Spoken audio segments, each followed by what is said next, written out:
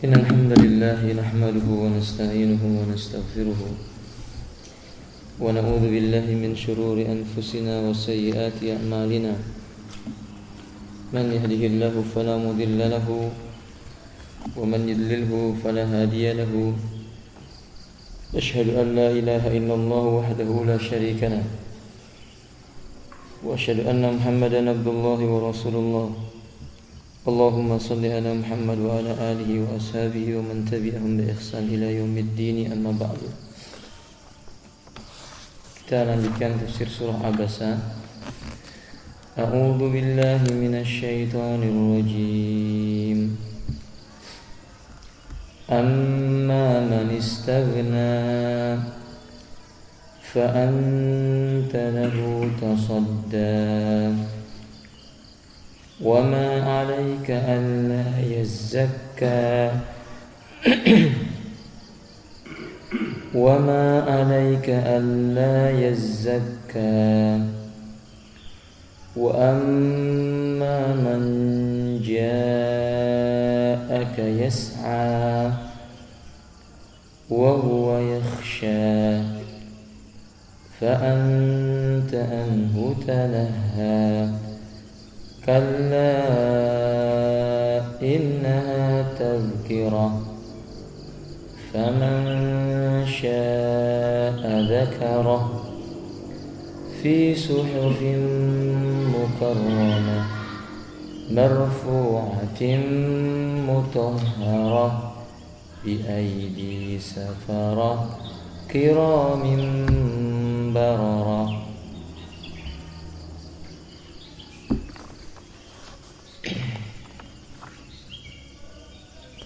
Berkata Al-Imam Al-Utsaimin rahimahullah ta'ala tentang firman Allah tabaraka wa ta'ala, amma man istaghna, adapun orang-orang yang merasa dirinya berkecukupan. Amma man istaghna ay istaghna bimalihi likasratihi, yaitu mereka merasa cukup dengan harta yang dimiliki oleh mereka, banyaknya harta yang ada padanya. Wastaghna bijahihi liquwatihi, dan mereka juga merasa cukup dengan jah mereka, yang jabatan mereka yang membuat mereka merasa kuat. Lalu kata beliau selanjutnya, wa humul udhama'u alladzina indan nabi sallallahu alaihi wasallam, mereka itu adalah orang-orang pembesar-pembesar tokoh Quraisy yang ada di sisi Nabi ketika itu. Jadi amma man istaghna, adapun terhadap orang-orang yang merasa cukup, merasa berkecukupan, ini merasa dirinya kaya, punya kedudukan, kuat. Mereka adalah pembesar-pembesar orang-orang Quraisy. Fahada, maka orang ini fa anta lahu tasadda, kata Allah Subhanahu wa taala, maka kamu berusaha melayaninya. Ay tata'aradu wa tatlubu iqbalahu alayka wa taqbilu alayhi, yakni orang-orang kaya itu kamu harapkan mereka menerima yang datang darimu, kemudian engkau berharap mereka menerima apa yang datang dari mereka. Dan ini khafilah rahimanillah, jelas ini bukan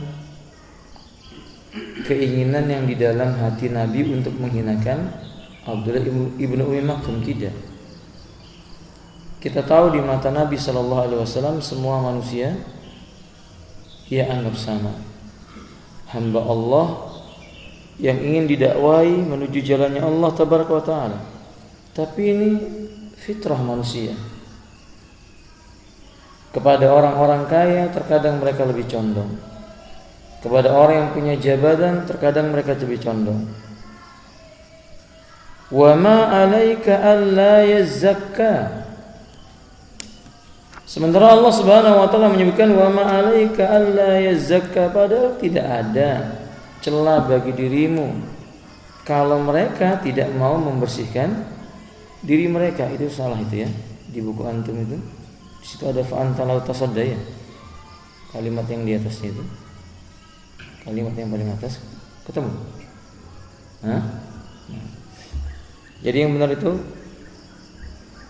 wa ma 'alaika alla yazakka, tidak ada dosa bagimu, tidak ada celah bagimu hai Muhammad, alla yazakka, kalau seandainya mereka tidak mau mensucikan diri mereka.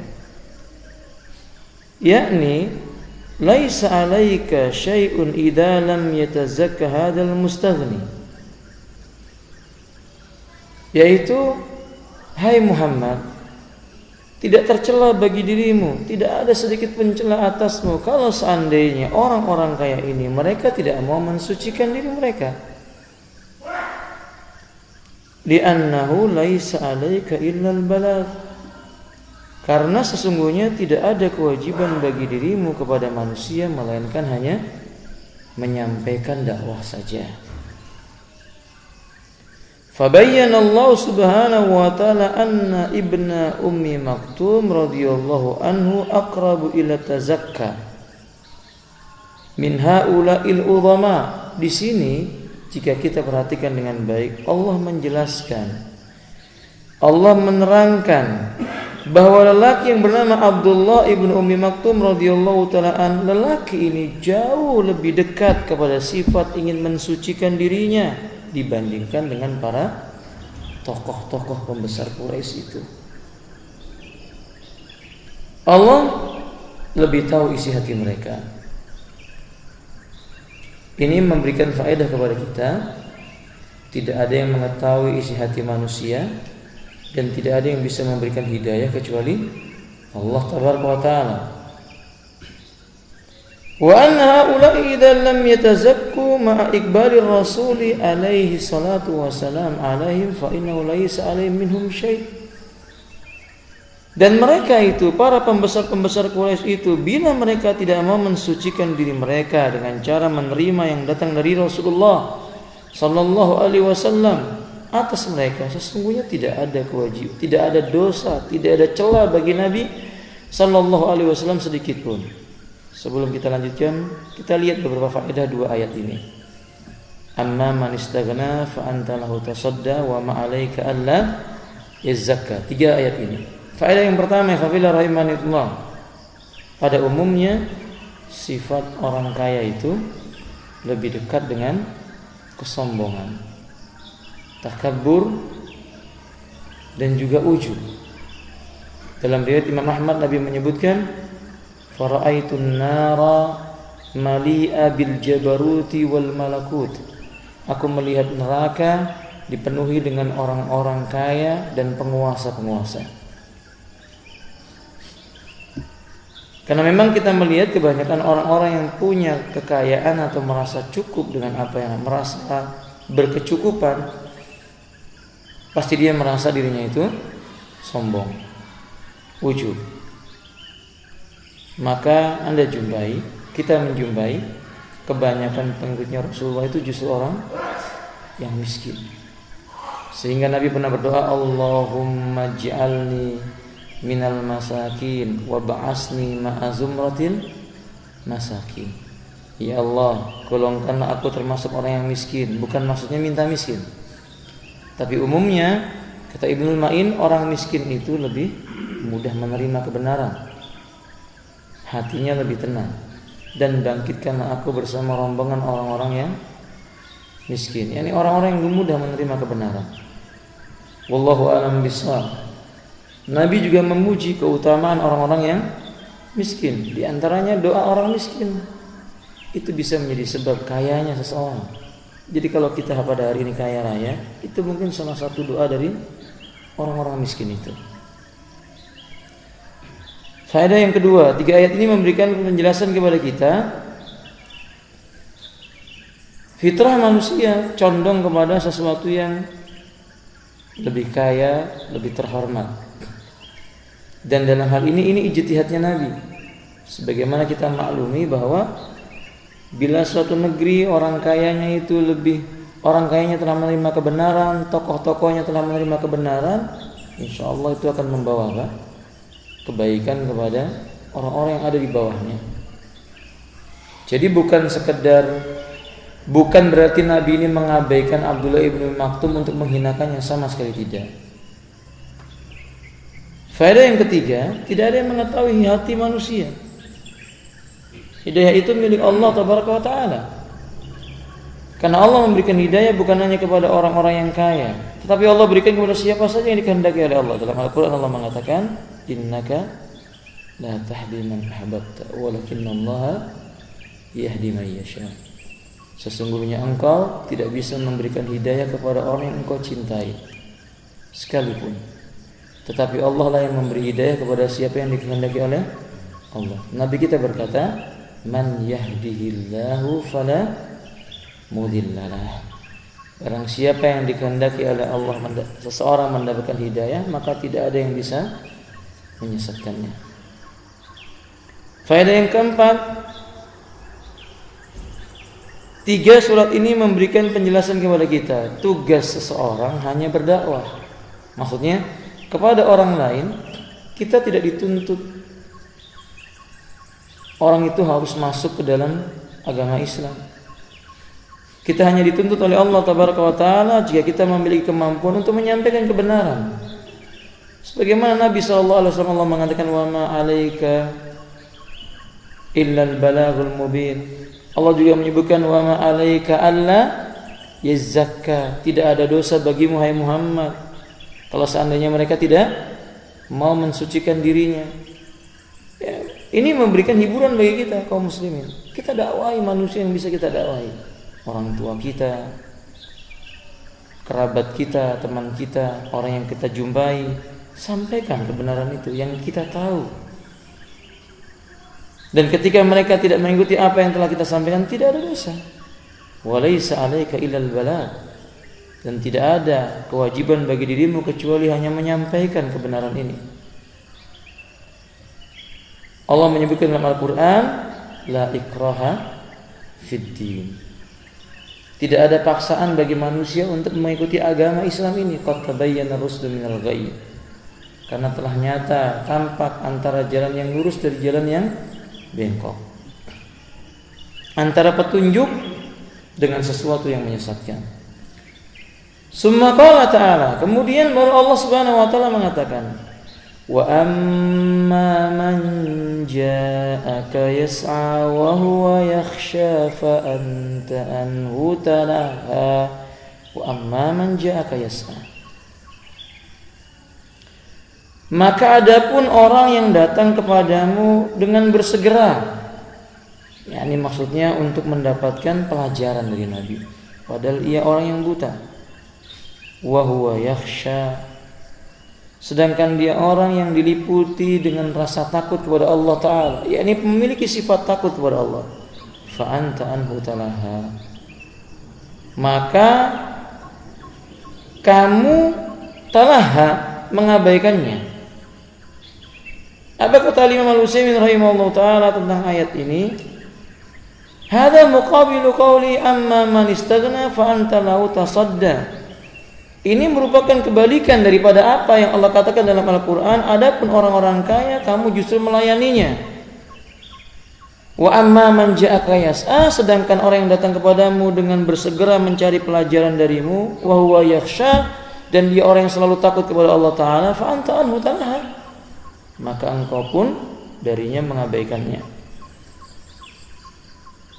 Ay wa amma man ja'aka yas'a, yakni maknanya la yasta'jilu min ajli intihazil fursati ila al-huduri majlisin Nabi sallallahu alaihi wasallam.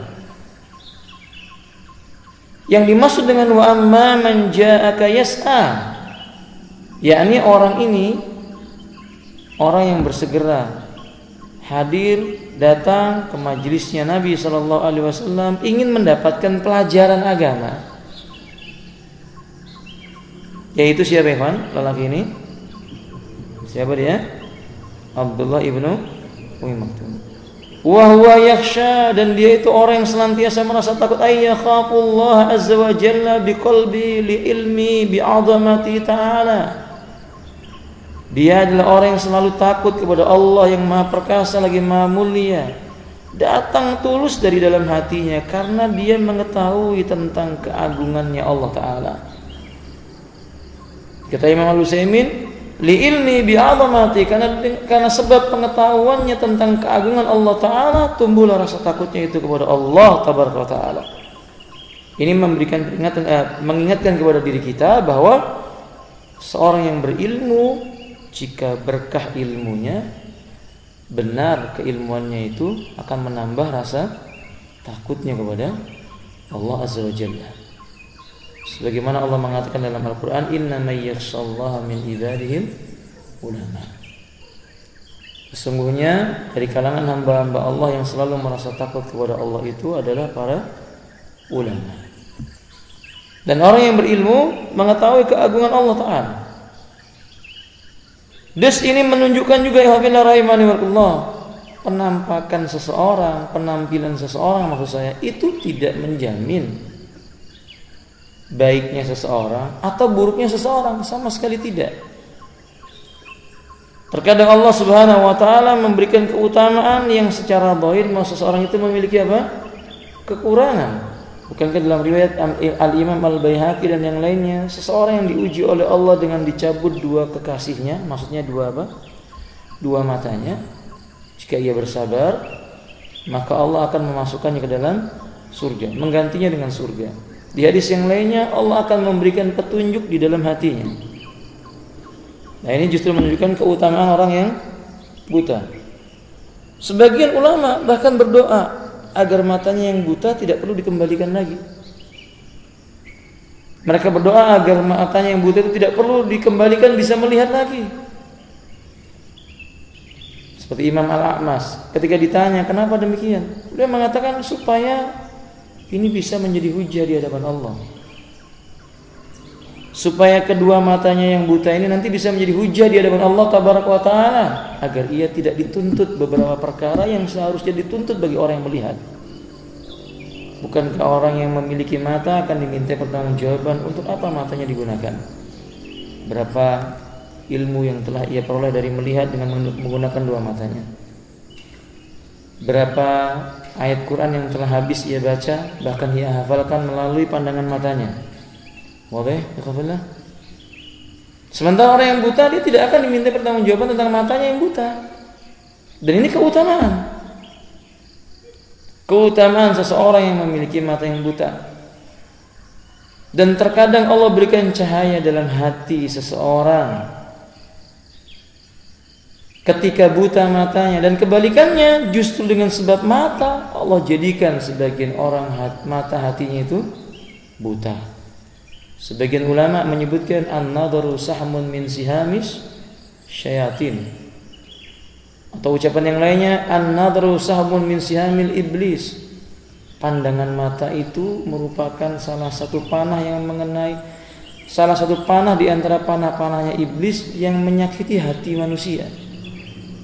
Sahih, bisa jadi dengan mata kita melihat yang bukan haknya, justru hati menjadi keras.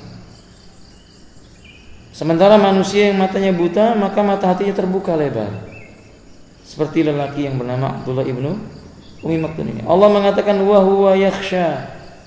Ini juga mengingat kepada kita tentang keutamaan lelaki yang bernama Abdullah ibnu Ummi Maktum. Allah memuji hati orang itu dengan mengatakan wa amma man ja'aka yas'a wa huwa yakhsha. Lelaki ini dipuji oleh Allah dalam Al-Qur'anul Karim. Adapun orang yang bersegera ingin mendatangimu, memperoleh pengajaran darimu dalam keadaan dia merasa takut kepada Allah Ta'ala, berarti lelaki ini ditazkiyah oleh Allah Azza wa Jalla bahwa dia memiliki hati yang selalu takut kepada Allah Ta'ala karena pengetahuannya terhadap keagungan Allah Subhanahu wa Ta'ala. Itu menunjukkan bukti keutamaan lelaki ini. Dan dia salah satu sahabat di antara sahabat Nabi SAW. Ikhwafillah, ini cukup sebagai bukti bahwa Abdullah lelaki yang mulia. Adapun kita tidak ada satu ayat pun yang memuji diri kita secara ta'yin. Ada juga secara umum.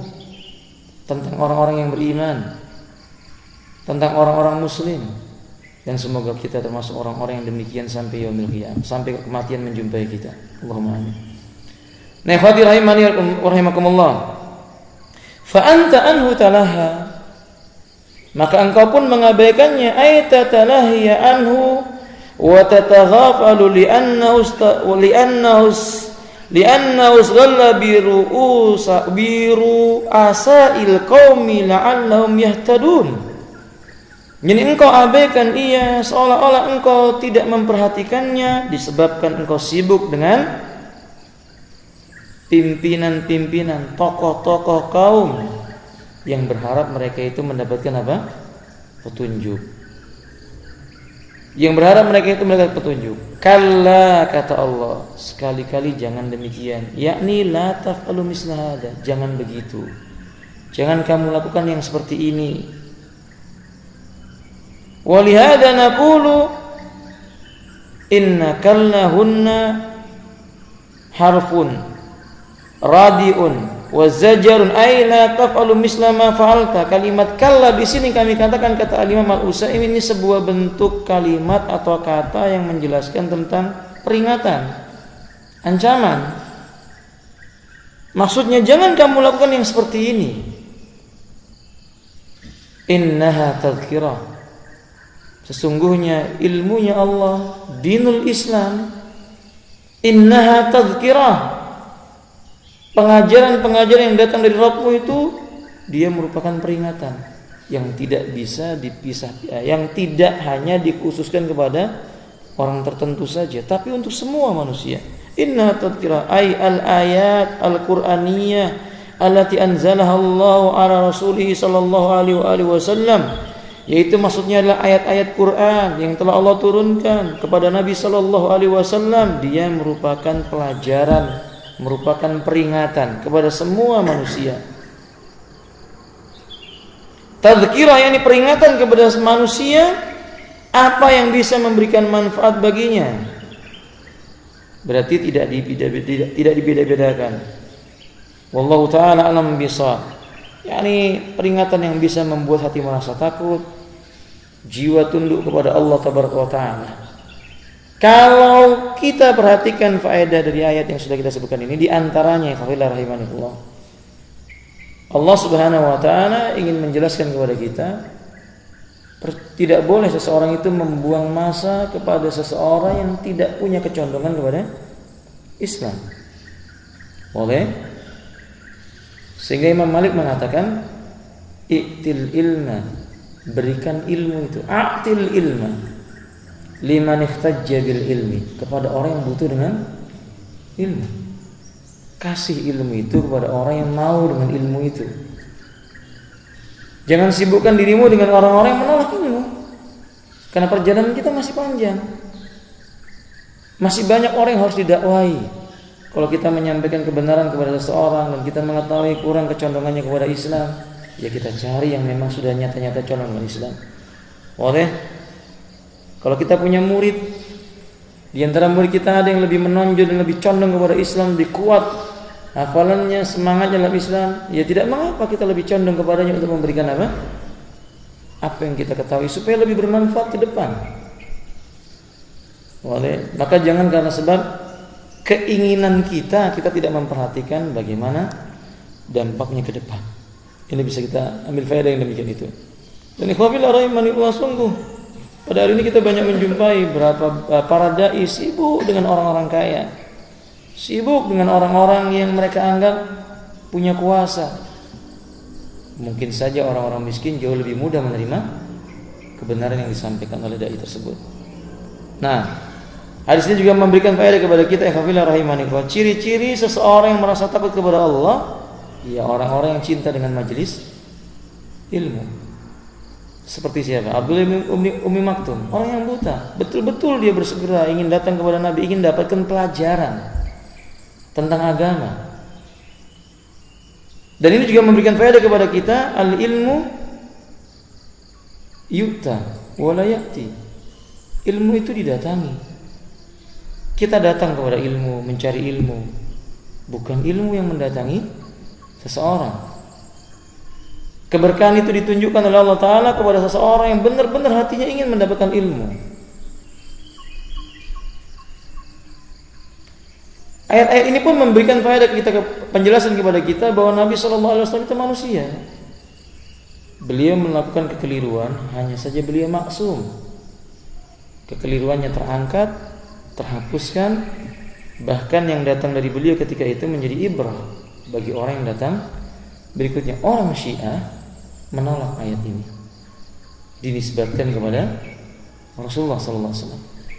Ketika Allah mengatakan abasa wa tawalla anja'ahul a'ma. Apa makna abasa ya kawan? Telah saya terangkan pada pertemuan sebelumnya. Apa abasa itu? Bermuka masam itu apa maksudnya? Warna merah karena tidak suka yang ada pada wajah seseorang terhadap sesuatu. Nah, ini terjadi pada Nabi, dan itu menunjukkan bahwa Nabi manusia. Ijtihad beliau. Hanya bedanya ketika beliau keliru langsung ditegur oleh Allah. Terangkatlah kekeliruannya itu. Ini ditolak oleh orang Syiah. Orang Syiah menganggap bahwa ini bukan ditujukan kepada Nabi SAW. Jelas ini sesuatu yang menyimpang dari kebenaran. Kita katakan, apa salahnya kita mengatakan bahwa Nabi SAW bermuka masam? Apa salahnya? Karena memang Nabi apa? Manusia, sebagaimana Allah mengatakan, Kul innama ana basyarum mithlukum. Katakan, hai Muhammad, aku manusia biasa seperti kalian. Cuman bedanya apa ya Fafillah? Yuha ilayya annahu la ilaha illallah. Diwahyukan kepadaku bahwa tidak ada yang boleh diibadahi kecuali Allah tabaraka wa taala. Hanya itu bedanya. Nah, dan ini pelajaran. Kalau seandainya tidak pernah ini terjadi, kita tidak akan tahu bagaimana bersikap kepada para pembesar, bagaimana berbuat kepada para tokoh-tokoh yang ingin dijaga. Kita tidak akan tahu kalau tidak turun ayat yang seperti ini, dan tidak pernah terjadi pada Nabi SAW. Nah, kalau ini sudah kita ketahui, maka kita akan melihat sama saja pembesar maupun tidak. Seperti Imam Malik ketika di majelis beliau, sekian ribu manusia datanglah pembesar atau raja yang paling terakhir, dia datang minta duduk di depan. Imam mengatakan, engkau terakhir, ta'akharta anta. Kamu ini orang datangnya terlambat. Fa antal akhir, kamu di belakang. Orang itu pun apa? Ya, ini Imam Malik tidak memandang kaya maupun miskin. Kalau butuh dengan ilmu, ya dia harus berusaha sekuat mungkin datang terlambat ya di belakang. Kalau mau duduk di depan, datang duluan, seperti itu. Nah, ini kemuliaan itu menjadi terangkat. Kalau kita nggak tahu tentang ayat ini, kita nggak akan ngerti bagaimana bersikap dengan raja. Sampai kemudian di hadis-hadis yang lainnya, dalam riwayat Imam Ahmad misalnya, Nabi melarang seseorang itu mengetuk pintu-pintu orang kaya. Maksudnya terlalu memprioritaskan orang yang kaya. Padahal ahli surga itu kebanyakannya apa ya kawan? Si miskin. Bukan berarti kita nggak boleh mendakwai orang-orang kaya. Faham ya kawan? Nah, wallahu a'lam bishawab.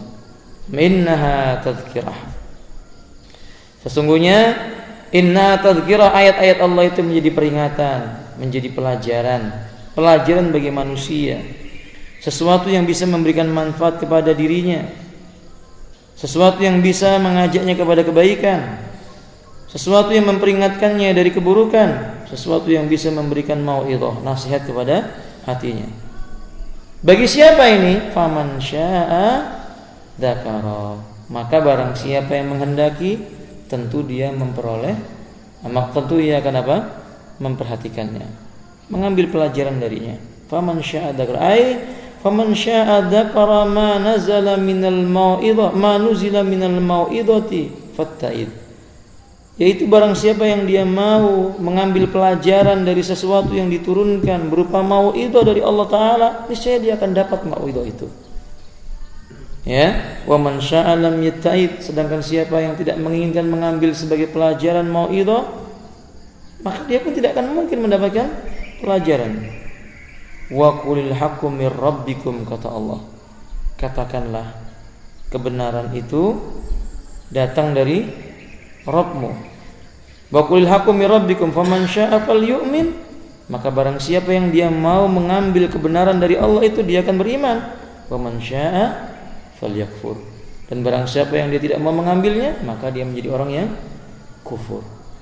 Wallahu a'lam bishawab. Maksudnya, ya rahimahullah, Allah Subhanahu wa taala, "Allahu ja'ala lil insani khiyar qadran baina ayyumin wa yakfur."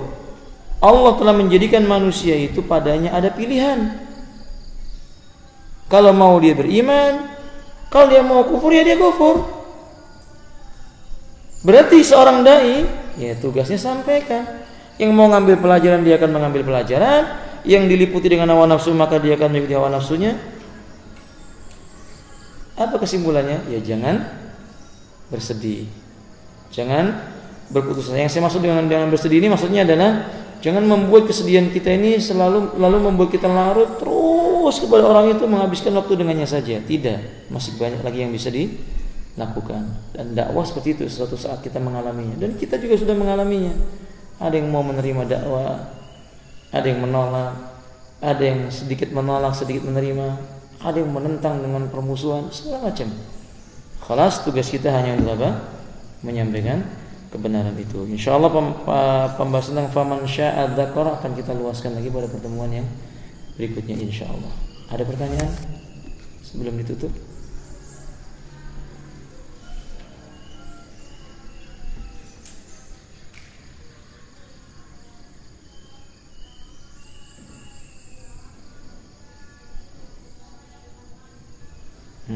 Terakhir buat antum pertanyaan. Tadi sudah kita sebutkan bahwa Allah telah menjadikan bagi manusia itu pilihan. Kalau dia mau beriman maka beriman, kalau mau kufur dia kufur. Pertanyaannya adalah, apakah kekufuran itu boleh menjadi pilihan bagi seseorang? Faman syaa falyu'min wa man syaa falyakfur. Barang siapa yang mau dia beriman maka dia beriman, barang siapa yang mau kufur maka dia kufur. Pertanyaannya adalah, apakah kekufuran itu boleh menjadi pilihan bagi seseorang?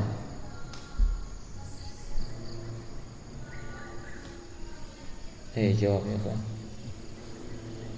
Boleh nggak kekufuran itu menjadi pilihan bagi seseorang?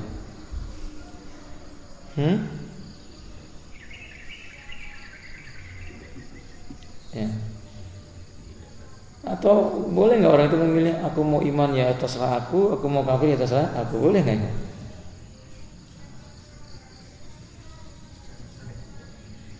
Secara syariat tidak boleh.